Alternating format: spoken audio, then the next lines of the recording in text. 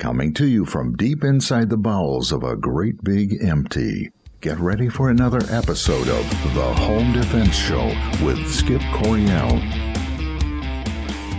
Hello, American families. Welcome back to this week's episode of The Home Defense Show. I'm your host, Skip Coryell.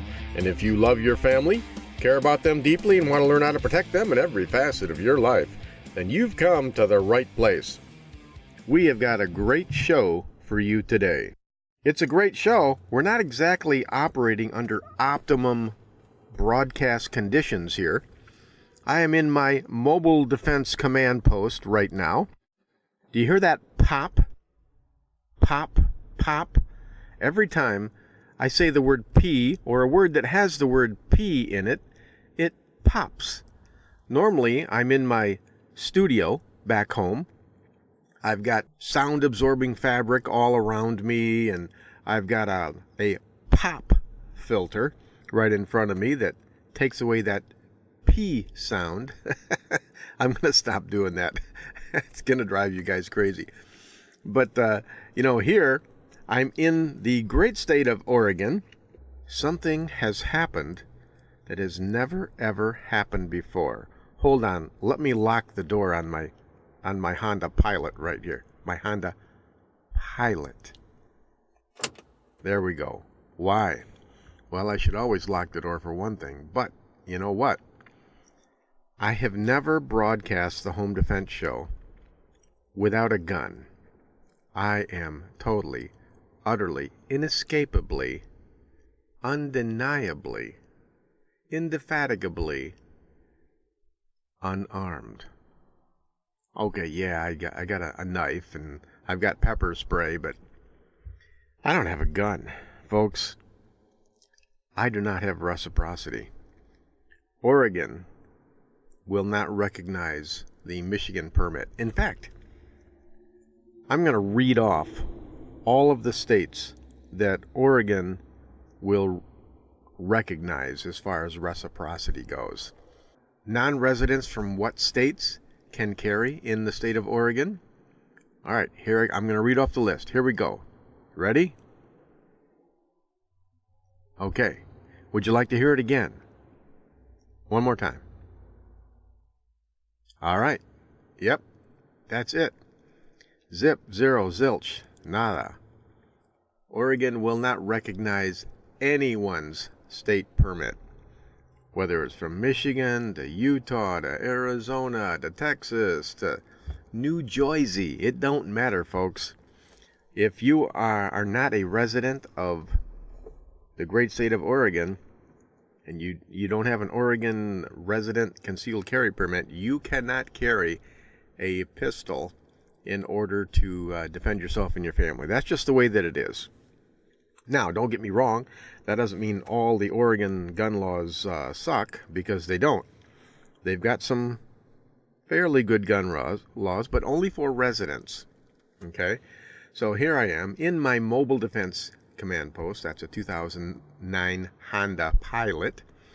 And I am sitting on the beach, Moolack Beach, Moolack, looking at the Pacific Ocean. It is just an awesome ocean. It looks big, very, very big. The waves are coming in on the beach here. It is a blazing 62 degrees here. And when you go to the like weatherchannel.com or whatever, you look up Newport, Oregon, and the highs are right around 60 and the lows are right around 50. So there's almost always a 10-degree stretch there. It just doesn't get real hot. It doesn't get real cold. It's great weather for homeless people. And we'll talk about that more later in the show. But, we drove here all the way from Michigan. It was about 2,500 miles. My wife is 20 years younger than I am. She's full of ambition. When she looks at a road trip like this, she goes, wow, this is so exciting. The big road trip. She was looking forward to this for months. I've been dreading it for months. And see, because for her, it's an exciting adventure into the unknown, right? For me, It's an exciting adventure into the unknown, but it's a security nightmare because I'm going through, a dozen states where I'm not fluent with the gun laws. I don't know, what places are safe, what are unsafe. And I've got 3 little kids with me, 13, 9, and 8-year-old, driving through the night. We drove through 2 nights to get here. It was hell on my 61-year-old body. We got here, and I think we got here at 4:30 a.m. after driving for 2 days solid. I was crippled. Fortunately, not crippled for life, but crippled nonetheless. For 2 days, I could hardly stand, could hardly walk. The pain in my back was just excruciating. Until finally, Sarah laid me down on the bed. Don't read anything into this, okay? This is a family show. And she pulled up my shirt, and she looked at my spine. And right, in my upper back there, right between my shoulder blades there, she said, this one vertebrae, it's off to the right.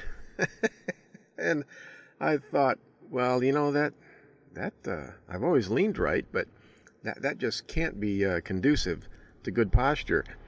So she, heated up my back there and, massaged it. And I was able to do some stretching. And boy, when I felt that vertebrae pop back into place, it was like I was a new man. And basically what it was, hold on, I need a drink here. If you ever get to Newport, Oregon, I highly recommend Porter's Convenience Store. They have good quality styrofoam cups and Diet Coke. It's just for $1.19, 32 ounces. So if you're ever here, you got to check out Porter's Convenience Store in beautiful downtown Newport, Oregon. There we go. The price is right. I can't wait to check out their gas station hot dog, but, that's off topic here. But anyways, my wife, so she's beating on my back, and finally, we got that to pop back in place, and I just thought, oh, man, I'm in heaven again. And so I can walk around now. So in, about another week, we'll be driving back, and of course, we're going to drive back 2 straight nights. And basically, I'll drive for 2 hours, sleep for 2 hours, drive for 2, sleep for 2, back and forth, so that I can make it back in time to teach my next concealed carry course. So, it's beautiful out here. The ocean is beautiful. The weather is beautiful. We've been here, 4 days? It has not rained, and that is not normal. Okay, this is just not normal. Usually it rains every day on the Oregon coast, just like it does in Seattle. But not now. Now in Michigan, it's raining every day. I'll pull up the weather report right now. What's it say in Michigan, Martin, Michigan, where I live? All right, rain tomorrow, rain Wednesday, Thursday, Friday, Saturday. Out of the next 8 days, it is raining 5 out of the next 8 days. And it's been that way. It's like crazy, right? My garden is probably going berserk. I'm just hoping that groundhog did not get in my garden. Because if he did, I will kill him with extreme prejudice. I will capture him alive. I'll torture him. I will cut him open. I will eat his liver for breakfast. Okay, I'll do it, because he had better not eat my garden. That happened 2 years ago when we were out here, and I have never forgiven that groundhog, may he rest in peace, or any of his progeny. Okay, I know it's extreme, but it's how I feel. So I'm disarmed. Here in Oregon, disarmed. We're going to be talking later in the show with John Parsons. He is an NRA instructor here in the great state of Oregon. An Oregonian, is it Oregonian or Oregonian native I don't know, but maybe John can clear that up for me when he comes on in segments 2 and 3. But we're going to be talking about Oregon gun laws. We will be talking about Oregon politics. The politics here in Oregon are getting a little nasty here. It seems like Oregon has been in a state of flux for, I don't know, the past 30 years or so. It's just been changing, and we'll talk about that some as well. It's interesting. It's very interesting, to say the least. We're going to be talking about Oregon gun laws, the trend that they're taking, what you can do, what you can't do, and we will juxtapose Michigan concealed carry laws with Oregon concealed carry laws. So, all of that is coming up in segments 2 and 3. For right now, while I am on the beach here, Moolac Beach, beautiful Moolac Beach, there's an article I ran across.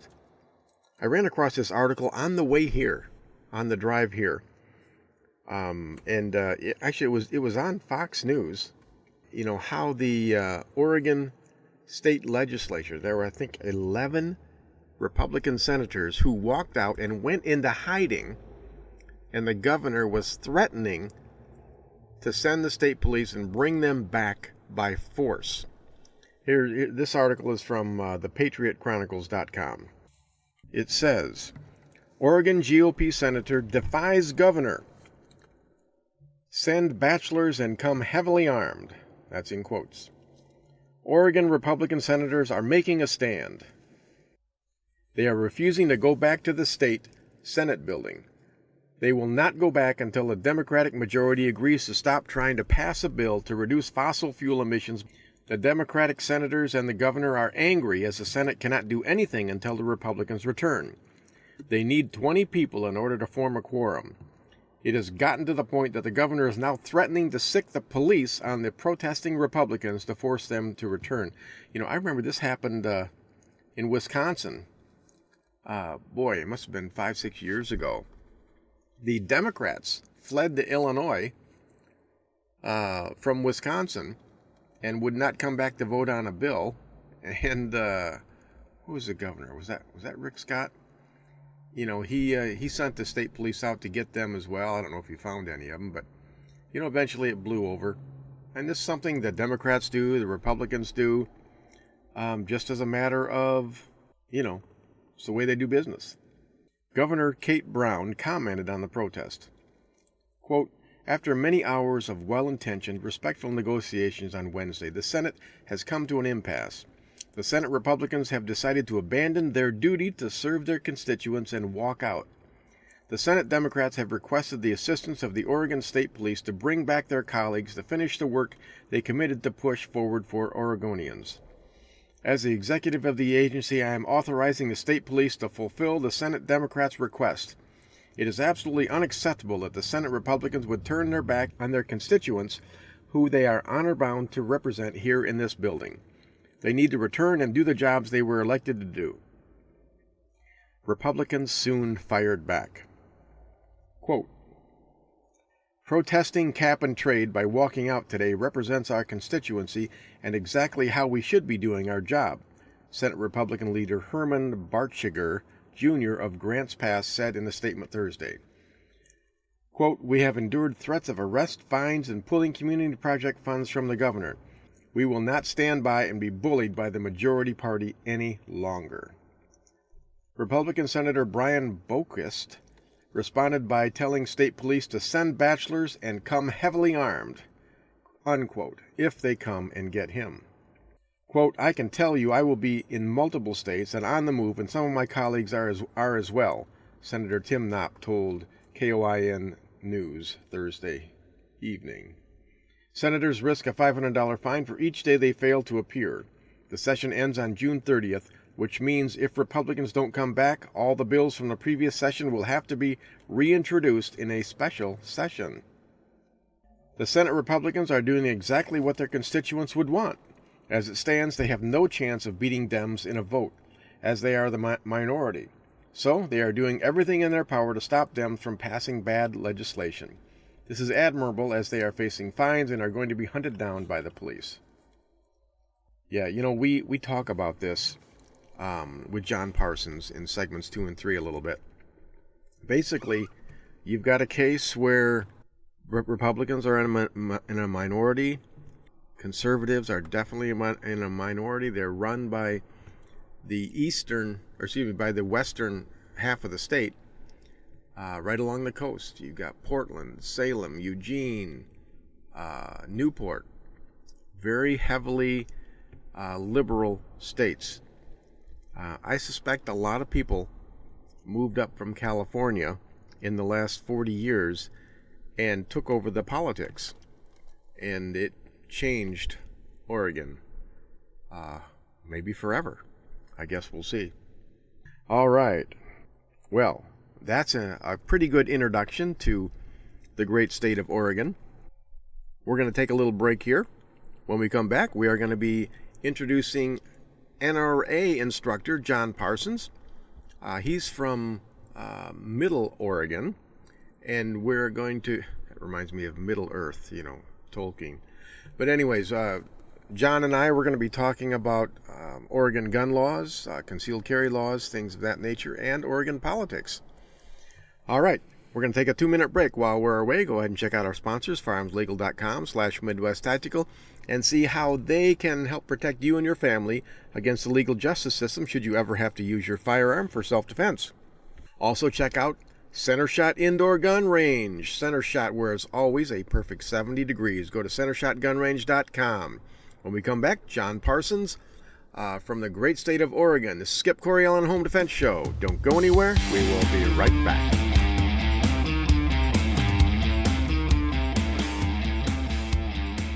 Welcome to the Home Defense Show with my dad, Skip Coryell.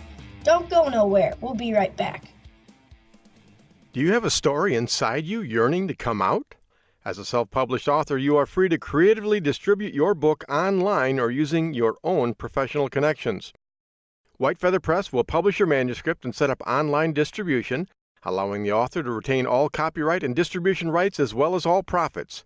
Check out White Feather Press at publishyourdream.com. White Feather Press, reaffirming faith in God, family, and country. Go to publishyourdream.com today. Hey folks, I want to tell you about my book, Civilian Combat, the Concealed Carry Book. More and more people across the country are seeing the dangers in society and are deciding to carry concealed to protect themselves and their families. My new book lays it out step by step. It'll teach you how to protect and defend the ones you love. Get the benefit of 19 years of teaching experience and a lifetime of training for this important role in society and in your family. You can get Civilian Combat real easy. Just go to Amazon.com, search on Skip Coryell Civilian Combat, and it'll pop right up there. Don't put it off any longer. Get Civilian Combat, the Concealed Carry Book by yours truly, Skip Coryell. Would you like to take your tactical and marksmanship training to the next level? If the answer is yes, you need to check out Center Shot Indoor Gun Range just south of Grand Rapids, conveniently located off US 131. Center Shot is one of the most advanced firing ranges in Michigan. Center Shot firing lanes have nearly 100 customizable shooting programs to make you better no matter what your skill level. Our advanced lanes allow a more immersive training experience to enhance your senses. Controlled lighting and target movement mean that you get the best practice and most fun out of Center Shot Indoor Gun Range. Memberships are available for as low as $150. Center Shot also offers a 10% discount to U.S. military veterans. So, no matter what the weather, hot, cold, or in between, Center Shot Indoor Gun Range is always a perfect 70 degrees. This is where I train every week, and so should you. Find out more by going to centershotgunrange.com or call them at 616-371-7468. Stay safe, and I'll see you at Center Shot Indoor Gun Range. This is Colonel Danny Gillum. I host Frontlines of Freedom, a weekly syndicated military talk radio show. One of my co-hosts is Skip Coryell, the host of this show. We cover things that impact military and veteran communities, and we do it from the veteran's perspective. The show is broadcast across the nation and is also available as a podcast on our website, frontlinesoffreedom.com. Please join Skip and me weekly on Frontlines of Freedom.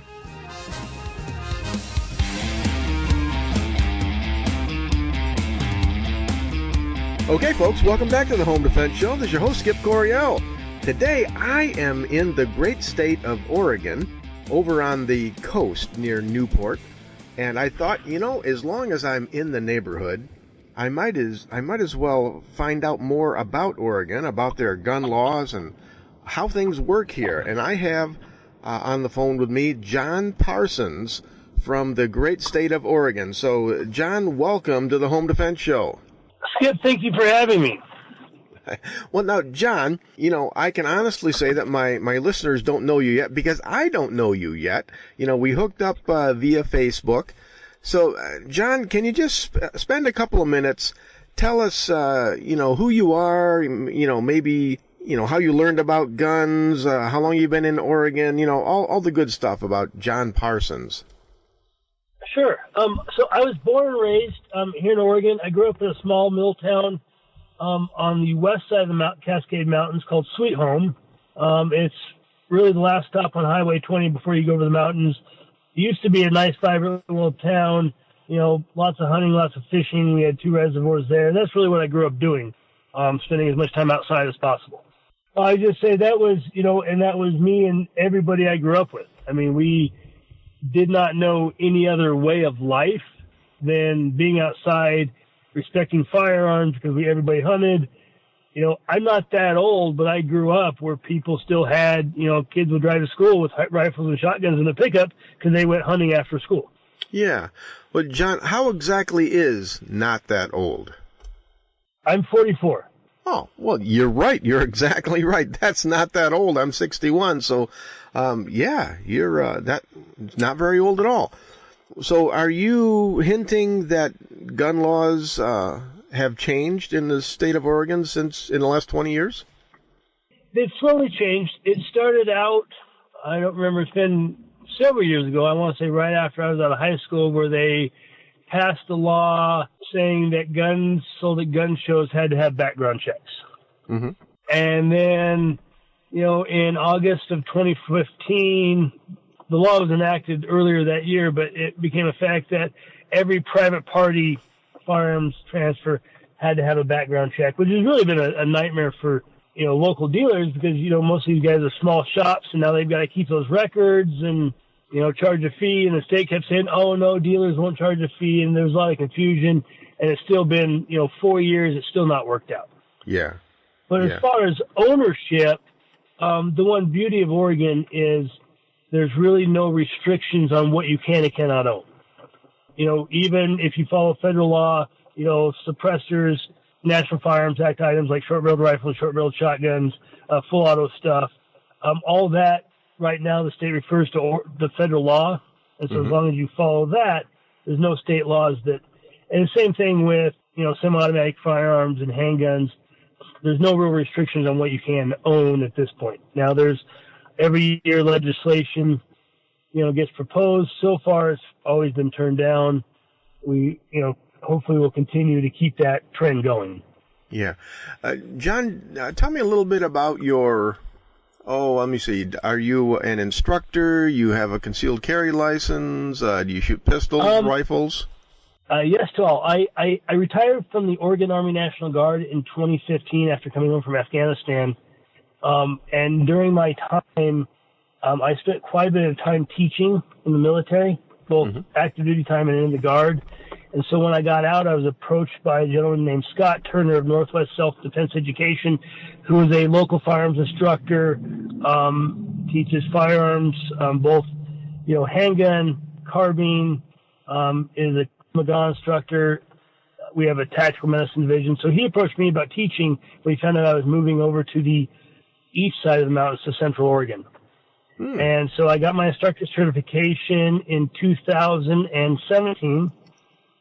And I've been teaching ever since. I teach concealed handgun classes for Oregon. I do defensive handgun classes, both small groups and then private lessons. I've got several private students, a lot of couples that, are retired that have time during the week. A lot of older individuals who are kind of coming back to, like one gentleman said, 20 years ago, I would just fight everything with my fist. I'm 75 now. I can't do that. Yeah. And so, and so he wanted to learn more about self-defense and with a firearm. And so I, work on, everything I do is defensive oriented. Mm-hmm. Concealed carry, talk a lot about, self-defense of the firearm in a home, talking about, looking at walls and even looking at what you're shooting and where you live. I mean, not every caliber is appropriate for, every living situation. Right. Well, John, so I do a lot of education like that. Yeah, John, I am from Michigan, and boy, I talk to a lot of different people, different instructors from all over the country, and every state seems to have its own personality, their own set of laws that reflects that personality, and it seems like Oregon is similar to Michigan in one regard. Michigan basically is two states. You've got the east side of the state, which is Detroit and all the suburbs, and they are not as friendly towards guns as the west side of the state and the northern rural parts of Michigan. And just driving through Oregon, from east to west towards the coast, it seems like Oregon is like that too. It seems like the eastern part of the state is more arid, it's very rural. And then you get to Portland and Newport, where I'm at right now, and it just seems to be a lot more urban. How does that play out politically as far as the Second Amendment goes? Very similar to Michigan. In fact, I have to say I follow Michigan politics a little bit because I'm a Tigers fan. Oh, boy, one of few. I've been Tigers fan. Yeah, I've been a Tigers fan since a little kid. I was a little kid and, grew up watching those early 80s teams. And so since then, I've never been to Michigan other than to Detroit one time. My wife took me to a game. But I've always kind of been interested because I know there is a lot of hunting and fishing that goes on up there. Mm-hmm. And, it's one of the places I've always wanted to visit. But to your question, it's very much like that. Outside of the Portland metro area, the city of Salem, the city of Eugene, and then a few enclaves, like you talked about on the coast and down, Ashland, Southern Oregon. Most of Oregon, if we look at geography-wise, is rural. It's timber-based. It's farming-based. On the coast, a lot of, still a lot of commercial fishing. Even though those guys struggle, there's still people, pushing that livelihood and fighting, and so it is a very rural, mostly conservative society as a state. Again, I would say if you look at population, we vote for Democrats because, again, the big cities, but if you look at the geography and were to break it down by counties, it's only about a dozen counties that actually run the politics in the state. Yeah. Yeah, I understand that. It's real similar in Michigan. Basically there are about 5 million people over in the Detroit area, and there's only 10 million people in the state. So, if you're going to get anything conservative, like, upgrading your gun laws passed, then, boy, basically you have to get all of the rural vote in order to offset the urban vote there in the state of Michigan. Mm-hmm. And it just seems like, by Portland especially, it's just incredibly liberal there. And that's where, boy, the lion's share of the population is right there in Portland, I think. It is, but it isn't, because you have, unfortunately, that's the loud voice that everybody hears. Mm-hmm. I've got a lot of friends that work up there, that live up there, and, because there's still a lot of manufacturing that goes on, and so you've got these enclaves, these guys that, are that live up there for their livelihood. But yeah, it's, when you listen to the news or you see, all you hear about it is, the protests but when you go up there and spend some time, now downtown Portland, that's a whole different animal, but you go, to places like Gresham and Hillsborough and like the Portland metro area outside, you'll find that, again, it's people that just want to live their life and be left alone. Even people whose political leanings, a lot of them may not be the same as mine, they still just want to live their life, be left alone. And that's historically what Oregon's been, is minimal government. We're just going to let you do what you want. Mm-hmm. And, even, they've done, we've always been progressive when it came, like we were the first state to have a bottle bill, which, to be honest, that's something I'm kind of proud of, because gets people picking up, cans and bottles from the side of the road. I mean, I did that as a kid to make money. It's kind of a mixture of things, but that balance has been tilted too far to one side now. Yeah. Well, this is Skip Coryell on Home Defense Show. We're speaking with John Parsons, an Oregon native. Now, my wife, she grew up in Oregon, right here in Newport on the coast. Boy, she tells me I'm not supposed to pronounce it Oregon. It's Oregon. Can you confirm correct. That is correct. Okay. All right. Just making sure I'm doing it correctly. Now, John, I noticed, when I came into the state here, I had to basically disarm myself. I don't believe that Oregon has reciprocity with any other state. Is that correct or not? Oregon has reciprocity with no state, and they don't recognize. I mean, there's some states that even if they don't have reciprocity, they'll still recognize other states' permits. Mm-hmm. Oregon recognizes nobody's. And part of that, probably a big part of that, is Oregon requires that you be a U.S. citizen to have a concealed handgun license in Oregon. Hmm. Okay, yeah, and I didn't realize that. Yeah, which is really peculiar because the state legislature just passed legislation allowing people who are not in this country legally to get driver's license, but to defend yourself, you have to be a citizen. That doesn't make any sense. It makes zero sense at all. I mean, and that's one of the things I've asked that question of my local legislatures, and they look at me like, oh, that's a good question. And then nothing ever comes of it.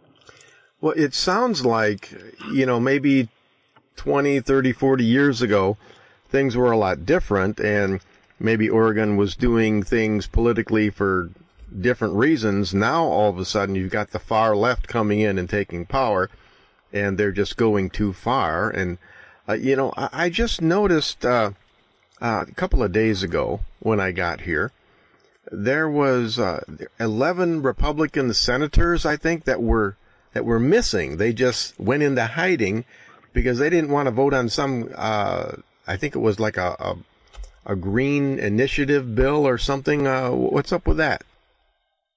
That's correct. So one of the tactics, and it's been used in the past. I mean, it was used in the early 2000s by Democratic senators to fight legislation is, the option of basically Oregon has to have what's called a quorum, which is a minimum number of senators in order to have a vote each day.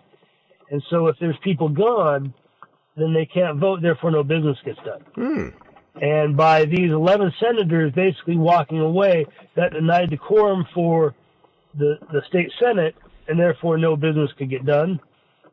And that's what that was. And so it was in protest of a very, very strict, referred to as a cap and trade deal, basically charging companies, that pollute. But there was never any real clear, in my opinion, in reading it, of, where the limits were, like down the future, it opened up where they could, enact real extreme limits and hurt, and really, again, Oregon, for the few big corporations that are here, is ran by small business, Mm-hmm. Truck drivers, farmers, and those are the guys that were going to get hammered the most because they have older equipment. Like one of the requirements was no vehicles made prior to, I want to say, 2008. Oh, wow. Well, I mean, that's most of the farmers I know run older equipment because they can't afford hundreds of thousands of dollars for new equipment. So the senators basically listened to their rural constituents and said, hey, we can't vote this down. We don't have the numbers. The only thing we can do is step away. And eventually, people came to the table and cooler heads prevailed, and, they shelved it for now so they can at least get a state budget done. And one of the things that was important is there's a little fish hatchery on the Mackenzie River in a town called Leesburg that was threatened of being shut down, and it's pretty vital to the recreation of this area. And by them coming back, they're actually able to save that. So, again, a lot of people talk about, wanting the government not to work, but sometimes government needs to work to help people. Yeah. And here's the case where it came back and really worked and was influential after stopping something that would have been harmful to the state. Yeah. Okay. Well, it sounds kind of complicated, a little dramatic there. But politics is like that sometimes. Yeah, I get pretty passionate about, like I said, I've got a 6-year-old son, and he grew up just like I have. We spend most of our time outside. Mm-hmm. And so anything that threatens that, hunting, fishing, hiking, I do get kind of passionate about. As passionate as I am about self-defense. I mean, we had a rally back in March. As you can tell, in typical Oregon fashion, it's raining. If you can hear that. Oh yeah. Well, it's Oregon. It rains on the coast here quite a bit. Yeah, over here on the dry side in the high desert, doesn't rain as much, but we've been having a pretty good series of thunderstorms coming through. Like we had a rally in March, a Second Amendment rally, because they had some legislation to enact some pretty restrictive gun control measures. Mm-hmm. And I ran into guys from the far reaches of the state, coming together to show that again the state government that it's not just Portland, it's not just Eugene. I mean, there's other people live in the state that have a different point of view, and as long as that voice keeps going, hopefully we can continue with our way of life. Yeah. All right, folks, we are speaking with John Parsons, a native of Oregon. We are out of time for this segment. We're going to go ahead and take a 2-minute break. While we're away, go ahead and check out our sponsors, firearmslegal.com/Midwest Tactical, and then also check out Center Shot Indoor Gun Range at centershotgunrange.com, where it's always a perfect 70 degrees. This is Skip Coryell on the Home Defense Show. Don't go anywhere. We will be right back.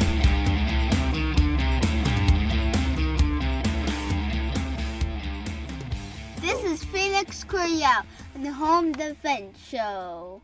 Always use guns safely and wisely. Stay tuned. We'll be right back. Hey, folks. I want to tell you about my book, Civilian Combat, the Concealed Carry Book. More and more people across the country are seeing the dangers in society and are deciding to carry concealed to protect themselves and their families. My new book lays it out step by step. It'll teach you how to protect and defend the ones you love. Get the benefit of 19 years of teaching experience and a lifetime of training for this important role in society and in your family. You can get Civilian Combat real easy. Just go to Amazon.com, search on Skip Coryell Civilian Combat, and it'll pop right up there. Don't put it off any longer. Get Civilian Combat, the Concealed Carry Book by yours truly, Skip Coryell. Wouldn't it be wonderful if life was like the movies and the good guys always won? In today's world, if you're forced to use your firearm to protect yourself, you will need protection. Firearms Legal Protection is here for you. FLP provides you with seasoned, experienced attorneys that handle your criminal and civil matters as a result of you protecting yourself. FirearmsLegal.com provides its members with uncapped attorney's fees, bail bond protection, and coverage in all 50 states. We are not a reimbursement plan. You can access uncapped attorney's fees for as low as $10 a month. Firearms Legal members are provided with educational services, training videos, and access to our vast national attorney network. While you're protecting yourself, let Firearms Legal protect you. Listen up, folks. This is important. There are plenty of legal protection services out there, but none will protect you as well as Firearms Legal Protection. This is the one I use and the only one I recommend. Visit firearmslegal.com/Midwest Tactical and protect your family now. Would you like to take your tactical and marksmanship training to the next level? If the answer is yes, you need to check out Center Shot Indoor Gun Range just south of Grand Rapids, conveniently located off US 131. Center Shot is one of the most advanced firing ranges in Michigan. Center Shot firing lanes have nearly 100 customizable shooting programs to make you better no matter what your skill level. Our advanced lanes allow a more immersive training experience to enhance your senses. Controlled lighting and target movement mean that you get the best practice and most fun out of Center Shot Indoor Gun Range. Memberships are available for as low as $150. Center Shot also offers a 10% discount to U.S. military veterans. So, no matter what the weather, hot, cold, or in between, Center Shot Indoor Gun Range is always a perfect 70 degrees. This is where I train every week, and so should you. Find out more by going to centershotgunrange.com or call them at 616-371-7468. Stay safe, and I'll see you at Center Shot Indoor Gun Range. Hey folks, I want to tell you about my new book, Concealed Carry for Christians. More and more people across the country are seeing the dangers in society and are deciding to carry concealed to protect themselves and your family, and that includes people of faith. Our churches are not as safe as they used to be, and that's why I included chapters on forming church safety teams and stopping mass shooters. You can get Concealed Carry for Christians real easy. Just go to Amazon.com, search on Skip Coryell, Concealed Carry for Christians, and it'll pop right up there. Don't put it off any longer. Get Concealed Carry for Christians by yours truly, Skip Coryell.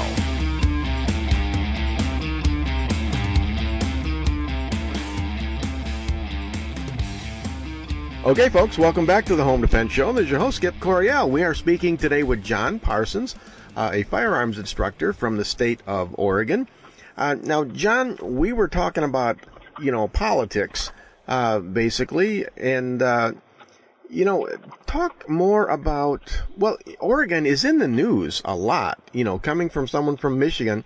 All we really know about Oregon is what we hear in the news. And I know that the news that we hear in the mainstream media is not the totality of the circumstances. So, if you listen to just the news, basically, Oregon it's filled with far left liberals and then right-wing militia nuts that clash together in these Antifa, street brawls in the city of Portland.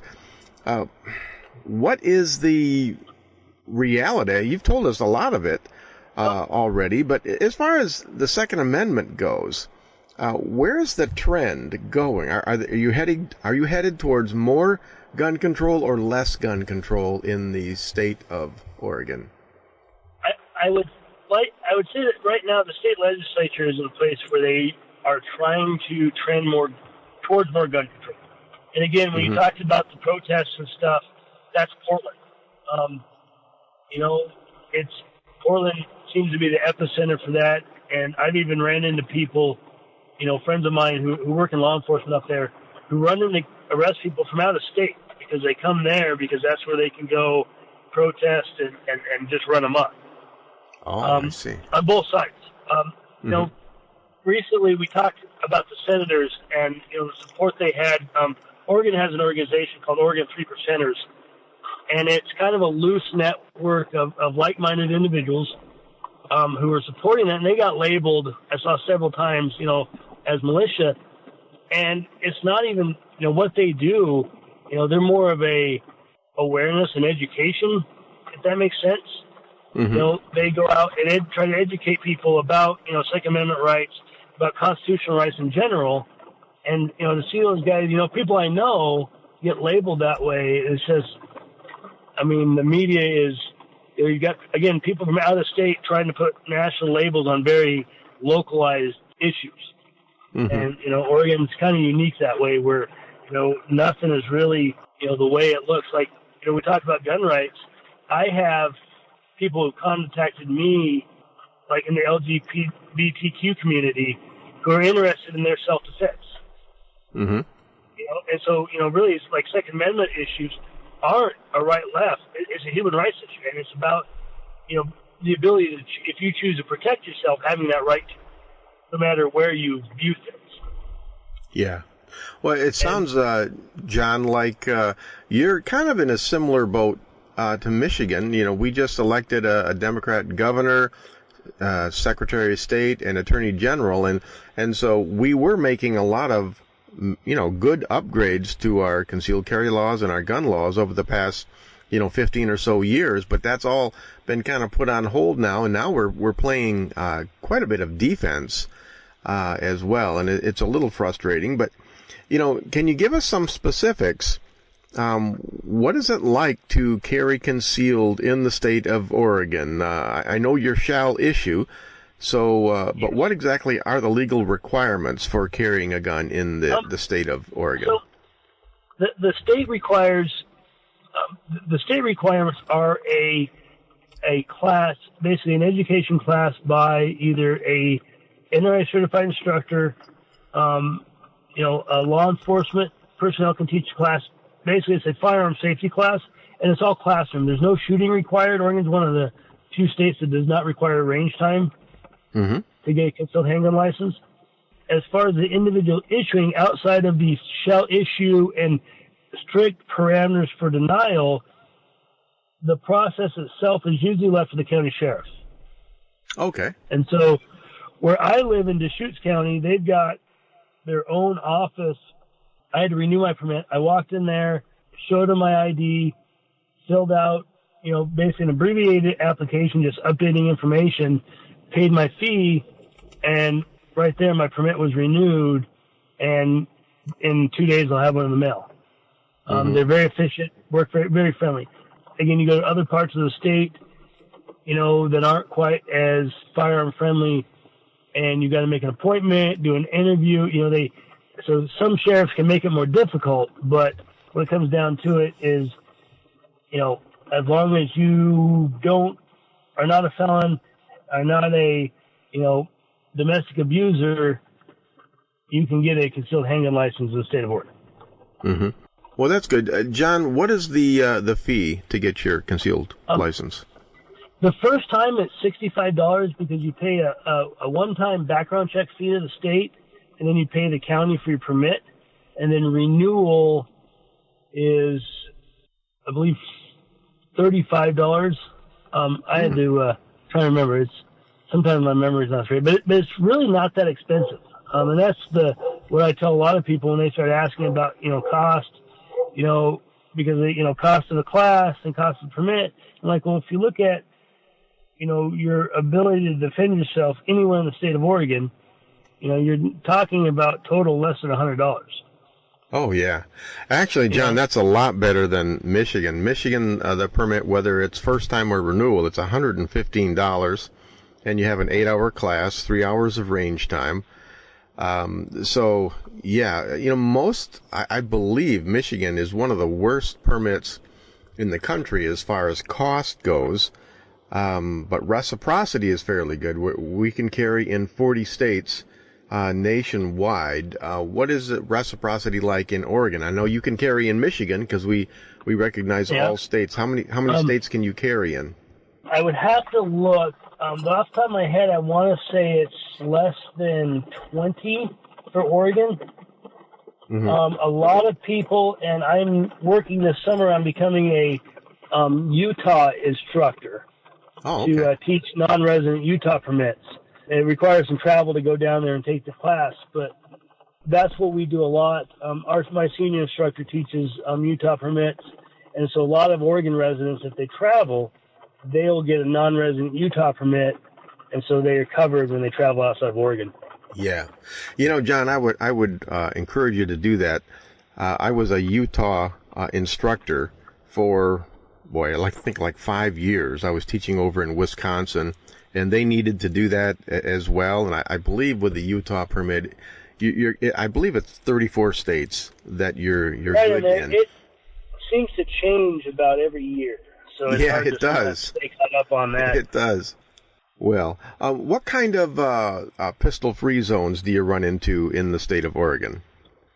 So by law, the only gun-free zones are obviously federal buildings.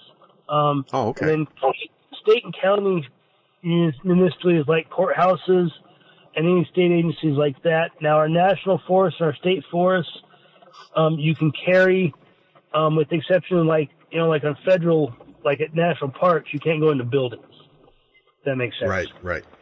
But as far as like in Oregon, schools, which are always a question that come up to me for my students, it is legal in Oregon if you have a concealed handgun license to carry concealed in school.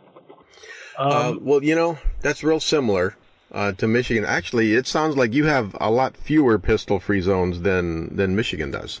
Yeah, and the same thing with like private business is there's no laws that say you cannot carry in private businesses, but if they have it posted or they ask you to leave, you have to leave. Mm-hmm. Yeah. Just because at that point, if they ask you to leave and you don't leave, then you're trespassing. Yeah, that's the same way in Michigan.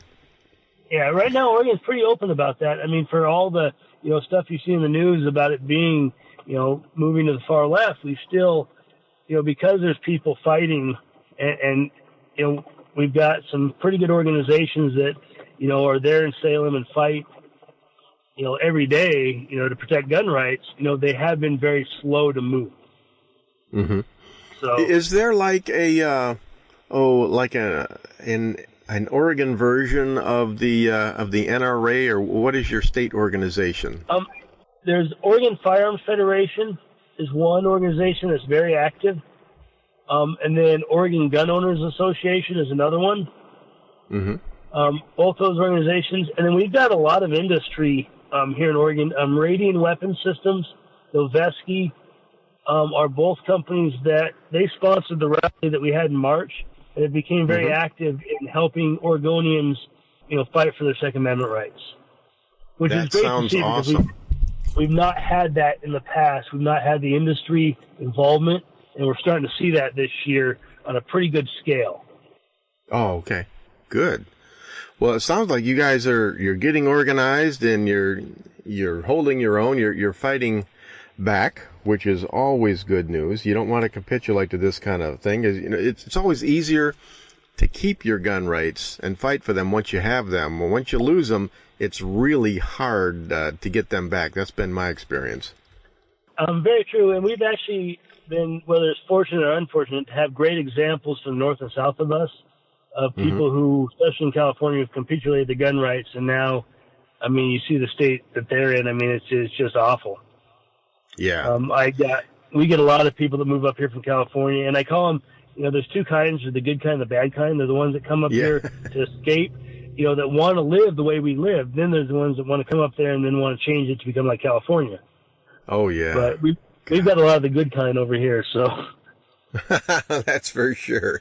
Well, it sounds like if I ever moved to Oregon, which of course my wife would do in a heartbeat because this is where she's from, I would move to the east part of the state, or the east half. I say Central Oregon is really, I mean, if you ever get a chance to spend time here, I mean, I think it's probably one of the greatest places in the world to live. I've traveled all over the world, all over the country, and, I mean, there's no other place I can think of to where, I can be skiing on a mountain and then, 3 hours later I can drive down and go to the ocean and go fishing in the ocean. Mm-hmm. Yeah, well, there's no doubt. Oregon's one of the most beautiful states in the country. Yeah, without we a just doubt. need to fix the politics. Yeah, yeah. Well, John, just so that I don't get in any trouble here, I'm from Michigan. How do I store my firearms or carry my firearms while I'm here in Oregon? Because I know we don't have reciprocity with you. So obviously I can't walk around with it on my holster. What can I do? So open carry is legal in Oregon. Legal? How accepted is it? If I were to walk downtown Newport right now with a pistol slapped on my hip there, what would happen? In Newport you might get some looks just because that's a pretty big. We're in tourist season right now there, and so a lot of people from out of town. Now where I live, you wouldn't get that many looks. Again, Right. Talking about two different parts of the state. If businesses may ask you to leave because again, that's their right as a business owner, but you're not breaking any laws. Okay. All right. Good. Traveling in a vehicle, as long as it's not accessible, and as long as you're open and honest when you get pulled over, you're not going to run any trouble. Okay, so I've got my handgun safe. I've got a Hornady Rapid safe. Let's say my wife takes her 5-shot revolver and she's got it loaded. She puts it in the gun safe, and we're driving an SUV, and we put it in the back by the hatch. Is that considered not accessible in the state of Oregon? Yeah, because you can't reach it from where you're sitting in the driver's or the front passenger seat. Okay, all right. That's what they refer to by accessible. Could you from the driver's seat reach and grab it? It's basically an officer safety issue, and that's what they're looking for. Now, okay, I carry an M&P full frame, 17 round magazine. Are those banned here in Oregon? Is there an assault weapons ban here? Okay. No, there's no limit on magazine capacity or, again, type of handguns or rifles you can have, as long as they are, don't follow like the NFA, those laws. But as far as if they're federally legal to own, they're legal to own here in Oregon. Awesome. Well, now in Michigan, John, if I'm pulled over, I have to immediately disclose the police officer that, officer, I'm a concealed carry holder and I'm carrying today. Do I have to do that in Oregon, or do I just keep my mouth shut? Oregon has no law requiring you to disclose that information, but I highly recommend it. Okay. What you'll find if you do encounter that here in Oregon and you do disclose it, you'll see a sense of relief from the sense of law enforcement officers. Because again, you're being honest with them, you're being open with them, and they appreciate that. I've had several opportunities where I get pulled over. I'll be like, and I always have my driver's license, my registration, my carry permit in my hand, with my hands on the steering wheel, so they can see them. And that's the first thing I tell them is, officer, I do have a carry permit. I am carrying. This is where the firearm's at. If you'd like to see it, I'll show it to you, but here's my information. And usually that puts the situation at ease pretty quickly, where if, they're having a conversation, you don't tell them, and then it comes out, because I don't know about Michigan, but in Oregon, when they run your driver's license, it shows up that you have a concealed handgun license. Mm-hmm. Yeah. So then they come back and see that, then they start asking questions and start to wonder, well, why is this person not, letting me know, even though you're not required to? It's just kind of a courtesy thing. Yeah, that's very similar. Very similar to Michigan. Now, John, you've given us a lot of good information about Oregon, concealed carry, firearms laws, the politics, all of that stuff. We got about 2 minutes left. Before we close out, let's talk about some fun stuff. I always like to know, what's your favorite concealed carry gun? That's a good question. I carry a Glock 19. That's what I teach with, and I do carry it quite a bit. Now, in the summertime, it does get kind of hot here, and I wear shorts and T-shirts a lot. I've been looking at a variety of different pocket-size handguns. I've carried a Glock 26 in the past. I've carried smaller, 380s, Ruger LCPs, Kel-Tecs. But I'm really looking at the new SIG 365 and the new Mossberg. Oh yeah. MC1. I put the Mossberg in the hand. I've shot it. I really, really like it. And again, it's something that I can put in a pocket and, make it easily concealable when I'm just in shorts and a T-shirt. But yet it still gives me 6-7 rounds of 9mm with a spare mag in another pocket. And I feel pretty comfortable with that, because, when I go walking around, if I'm going someplace where I think there might be something bad happening, I'm either not going to go or I'm going to carry a bigger gun. Right. We carry concealed because we don't expect something to happen. Yeah. Right. So what I tell my students is carry the largest handgun and the largest caliber that you feel comfortable carrying every day. Mm-hmm. There you go. And so sometimes that's a small handgun. Yeah. Sometimes that is a 380 because, I've got students with physical limitations. They can't shoot and deal with recoil of 9mm. Absolutely. Yeah, recoil is it's kind of a wild card. A lot of times recoil is what decides for you what kind of gun you're going to carry, because you can't control it. You can't shoot it. You're not accurate with it. You need something different. Well, and that's the thing. I worked in a gun shop when I was going to college for several years, and I'd see guys would come in and, they'd want to buy their wife snub nose 357. I'm like, she's never going to shoot it. Well, yes, she will. How much does she shoot now? Well, she doesn't, but I want her to carry. Okay, have her come in and shoot some guns. We had an indoor range attached to our shop, and sure enough, I get them come in and they start shooting stuff, and maybe a 38 special, but a lot of times, a semi-auto 380, a lot of options. You don't have to go. We've got we're stuck in the, it's got to be a 45 or it's got to be a 357. And they're just, with modern bullet technology, there's so many options out there for people. Yeah, you're right. You're absolutely right. Okay. Well, hey, John, I'm hoping that we can get to meet here in person before I leave Oregon. If our schedules will meet up, we can sit down and have a cup of coffee and talk about all kinds of gun stuff. And but for right now, we are out of time. Anything else that some rural guy from Michigan needs to know about the state of Oregon? What should I do before I leave? Have you had the taffy in Newport? That's the first thing I'm going to ask you. Have I had the what at Newport? Saltwater taffy. It's the best in the world. Oh, no, I haven't. Go downtown to Aunt Belinda's, get some saltwater taffy. All right.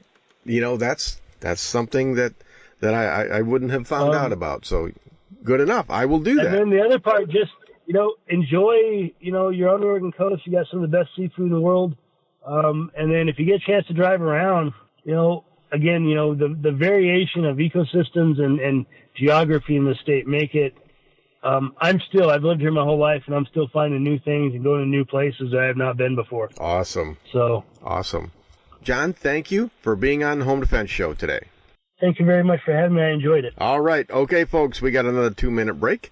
Go ahead and check out our sponsors, firearmslegal.com/Midwest Tactical, and also the Center Shot Indoor Gun Range, centershotgunrange.com, where it's always a perfect 70 degrees. When we come back, I will give you the wrap-up in segment 4, and then I will take my wife out for some saltwater taffy on John's recommendation. This is Skip Coryell on Home Defense Show.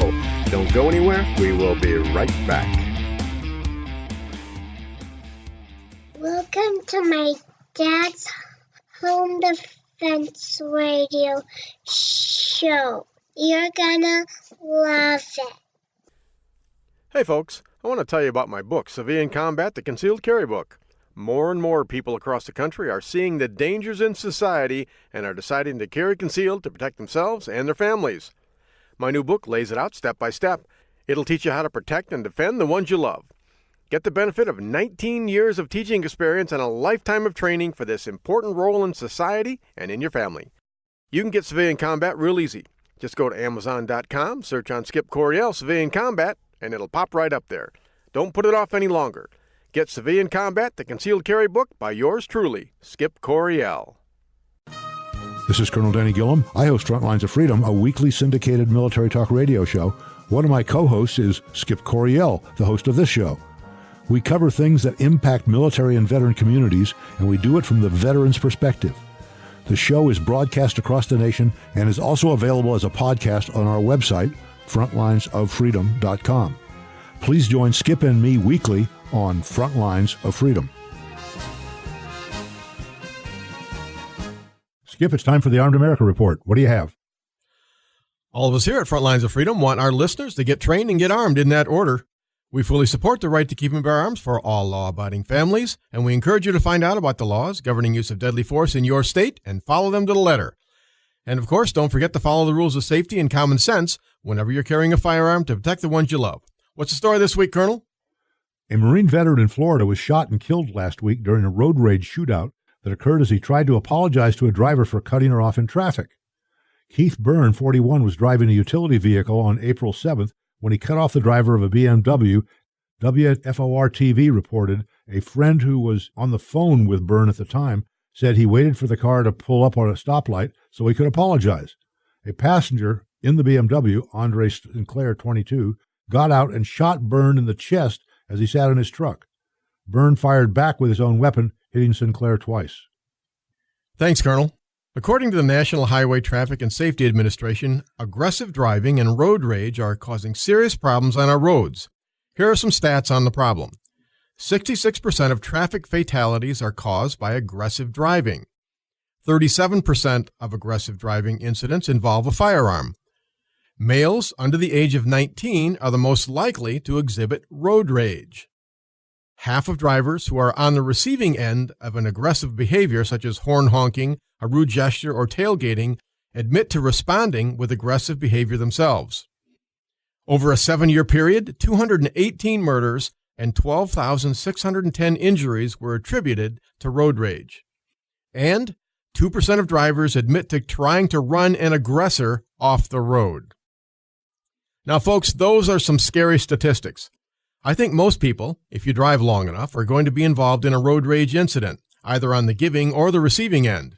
But here are some good tips to help minimize your chances of being injured or killed in a road rage incident. 1. Do not engage with an aggressive driver. They are not currently in their right mind. Don't honk your horn, flip them off, or yell and scream. Instead, just stay calm and keep driving away. 2. Don't commit to a high-speed chase, even if you are trying to get away. In doing so, you are endangering yourself and everyone else on the road, not to mention committing a series of crimes that you'll probably be held accountable for. 3. Call the police right away and ask for help. Tell the dispatcher your location, direction of travel, and your rate of speed. And 4. Have one of the passengers in your car take a picture or video of the event to aid the police in apprehension and the subsequent trial. Above all else, remember not to engage the aggressive driver. In doing so, you are becoming part of the problem and further endangering yourself and those around you. There is no room for ego and anger while driving a car, especially if you're carrying a gun for personal protection. Well said, Skip. Hey folks, I want to tell you about my new book, Concealed Carry for Christians. More and more people across the country are seeing the dangers in society and are deciding to carry concealed to protect themselves and your family, and that includes people of faith. Our churches are not as safe as they used to be, and that's why I included chapters on forming church safety teams and stopping mass shooters. You can get Concealed Carry for Christians real easy. Just go to Amazon.com, search on Skip Coryell, Concealed Carry for Christians, and it'll pop right up there. Don't put it off any longer. Get Concealed Carry for Christians by yours truly, Skip Coryell.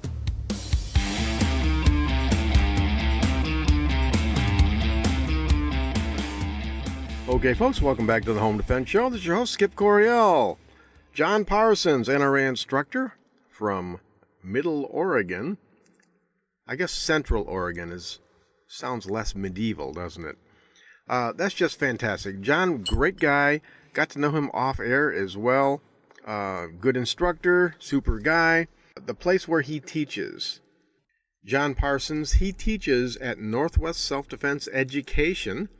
It says here on their website, whether you are looking for the most effective self-defense system, professional firearm instruction, kids instruction, CPR, first aid, or tactical medicine, we have you covered. Join the family today. And that is, their URL is nwsde.com. That is November Whiskey Sierra Delta Echo.com. November Whiskey Sierra Delta Echo.com. Check them out. Check out John Parsons there. Their concealed carry classes, their tactical firearms classes, all good stuff. Check them out. I will put that link on the podcast website as well. All right. It's good to get to know John. I enjoyed that very, very much.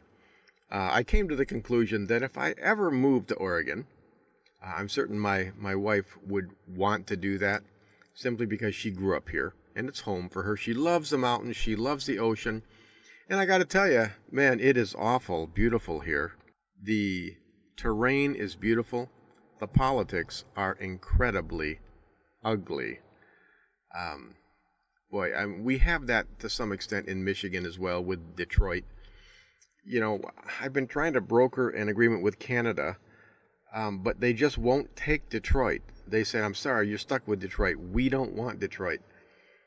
In all deference and respect to my friend Rick Ector from Rick's Firearm Academy in Detroit, I know there's a lot of good people in Detroit, but most of the city of Detroit, they're anti-gun, and I would just soon give them to Canada. Canada seems like a good fit for Detroit. It just really does. I mean, they hold a lot of the same views, so just give it back.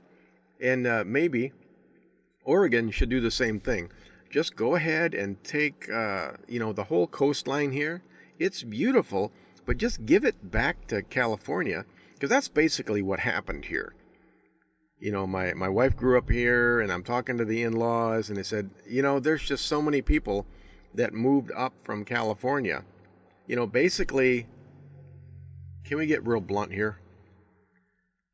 California's a shithole. I mean, it wasn't always that way. It started out beautiful and grand and just incredibly awesome. But then the liberal politicians took over and basically turned it into a socialist country, the People's Republic of, that's a lot of P's without my pop filter, but the People's Republic of California, it's a socialist country. It's a shithole. Their budget is screwed. They may never recover. They will be looking for a federal bailout. You just wait and see. Mark my words, that's what they're going to be looking for. But their taxes have gotten so high, they're so far in debt. All of these liberals if California was a swimming pool, it would be better defined as a septic tank, okay? Because they have been pissing in that pool for decades now. And now it's filled with waste. Urine and floating logs, the whole thing. It is a cesspool in California. The rats are abandoning the ship. And where are they going? They're going to Oregon. They've been going to Oregon for decades now.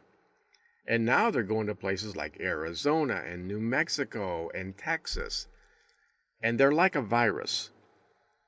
Okay, these liberal people from California.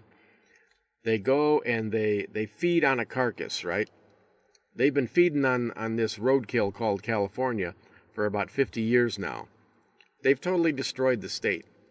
Now they're going to move on to a different carcass. And they'll feed on Oregon now.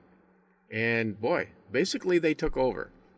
And I think what's happened is, John described this, and my in-laws echoed this. They said, people in Oregon, they're independent, they're self-sufficient, and they're talking about the rural people now. They just want to be left alone. All they expect out of government is just leave us alone.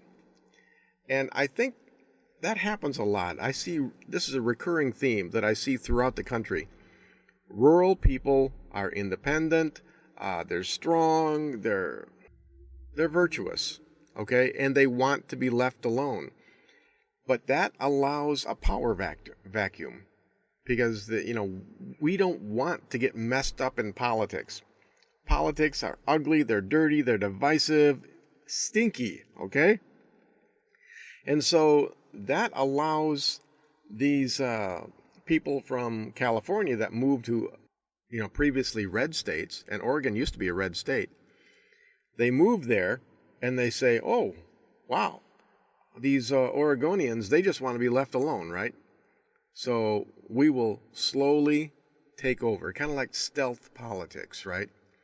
We'll take over the city council. Then we'll run for Congress, state Congress. And they have just taken over. So there is a minority of people from Portland, Salem, Eugene, all these more urban college cities, right? And they've taken over because the good people in Oregon just want to be left alone. And I see this happening in Michigan as well.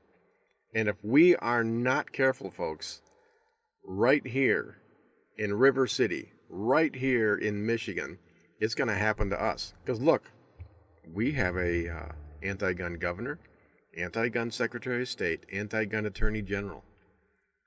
And we're going the way of Oregon. Be careful. You have to get involved in politics. If you don't, guess who does? You think there aren't people from California moving to Michigan? Yes, there are. There are.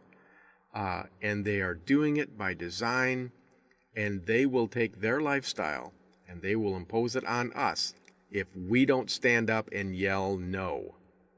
You have to stop these people. They are the enemy. No two ways about it. You have to get involved politically, or they will get involved politically. They will take over just like a virus. God, I hate politics. No one hates politics more than me. I just want to be left alone, okay? I want to be left alone. I want to sit on the bank of the river or the bank of the lake. I want to cast out my rod, with a hook, line, and sinker and a bobber, and I just want to fish for bluegills, okay? Leave me alone. Let me fish. I'm ready to retire, but you won't do it. The price of freedom is eternal vigilance. It's always been that way. It will always be that way. What does that remind me of? The Second Amendment March, folks. You know, I'm the founder of the Second Amendment March. We marched on Washington, D.C. in 2010. Now we march every year on the Lansing State Capitol. We take it by storm, right? We had 1,200 gun owners there. Most of us, almost all of us, heavily armed. And it was a peaceful march. It was a political march. But we made our point, and we just had a great time. We are currently organizing that right now. The Second Amendment March Committee is formed, and it is being organized by Second Amendment March. That would be me and, of course, Brian, Terry, Nathan, and then Michigan Gun Owners, and then Michigan Open Carry. So, the date for that is September 10. September 10 of this year, from 10 to 2 p.m., 10 a.m. to 2 p.m., go to secondamendmentmarch.com or the number 2amarch.com, 2amarch.com, and just say, yeah, I'm going to go, or I'm interested. Check that out, because we need that for planning purposes. Right now, we are deciding who's going to come to be the speakers, the vendors. We're going to expand the vendors, going to maybe have 2 tents instead of 1 tent there. Big tents. We're going to have a great time, folks. We are. I'm going to have, I've got 3 more books for sale that we didn't have last year at the Second Amendment March. So, Blind Man's Rage, Concealed Carry for Christians, and Jack Pine Strong. So, going to check all that out, but get involved politically. You have to do it. If you don't, the bad guys will. You know I'm a binary thinker. There's good guys, there are bad guys. Hey, we're good, they're bad. Sorry, it's the way it is. All right, you want to take my guns? You're bad. Get away. Okay, well, next week I will be broadcasting again from the great state of Oregon. Okay, folks, that about wraps it up for this week's episode of the Home Defense Show. Until next week, remember your purpose in life is to find something greater than yourself and serve it. Always remember, God, family, country, in that order. It's important how you live, but it's equally important how you die. Your family and the ones you love need your protection, so train, always train, stay alert, stay alive. Until next week on the Home Defense Show, this is your host, Skip Coryell. God bless you, God bless your family, and God bless America. And God bless Oregon on Moolac Beach. Oh, it's beautiful. See you next week, folks.